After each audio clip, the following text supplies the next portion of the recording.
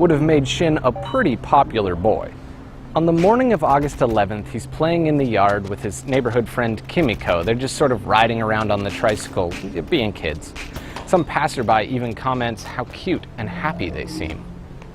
And then the blast occurs. It collapses their house, killing both of Shin's sisters and Kimiko instantly and burying him in the rubble. As his parents dig him out, they find him still grasping the handlebars of the tricycle. A few hours later, he dies in his father's arms. Together with Kimiko and his two sisters, Shin is buried in the backyard that day next to the rubble that was their home. Over 40 years later, his father would dig up his children to move them to a proper grave after building up the courage to do so, and he would find that long-forgotten tricycle. The next day, he would bring it to the Hiroshima Peace Museum, where it remains on display to this day. And there are a few reasons why I don't believe this story as it's told. The first is that almost all of the information I could find online comes from a children's book. And it's just too perfect. It's almost as if every scene is lifted directly from a Japanese melodrama. The baby boy found still clutching his favorite toy, the father who digs him up only to see him die in his arms. The best friends buried together underground and then found 40 years later still holding hands. Even the finding of the tricycle only comes when his family has an honorable, customary burial. To me, though, it's almost like an amalgam of all of the stories, all of these anecdotes at the Hiroshima Peace Museum, as if they took a piece of every little bit and combined it into one.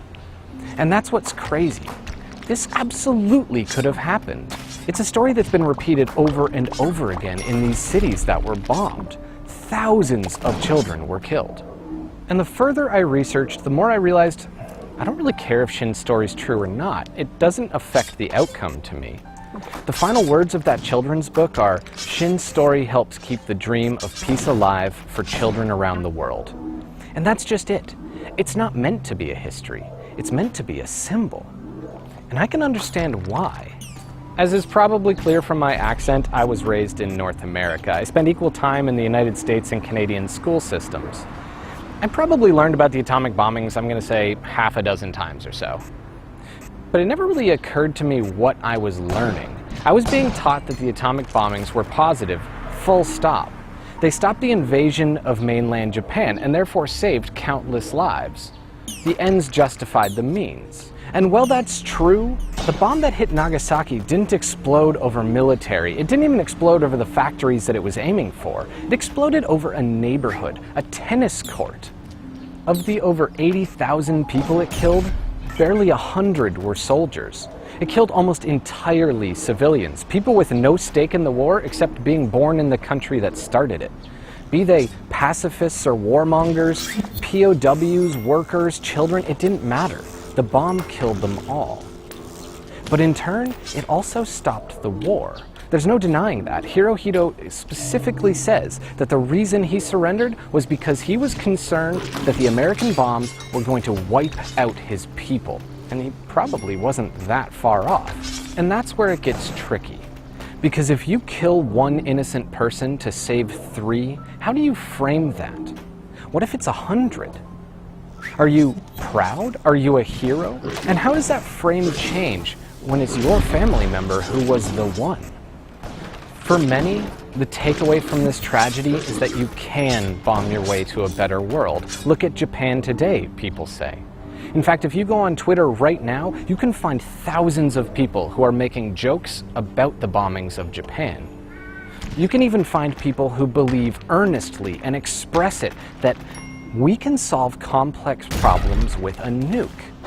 And this is the cloud that the Hiroshima Peace Museum lives under every day. They struggle to remind us of the one we traded for the. To paraphrase mass murderer Joseph Stalin, a single death's a tragedy, but a million is a statistic. So as we lose interest in the past, they need to find their one, their symbolic tragedy. The tricycle is perfect, and regardless of where it comes from, we're better for the story. Children by the thousands died when we nuked Japan.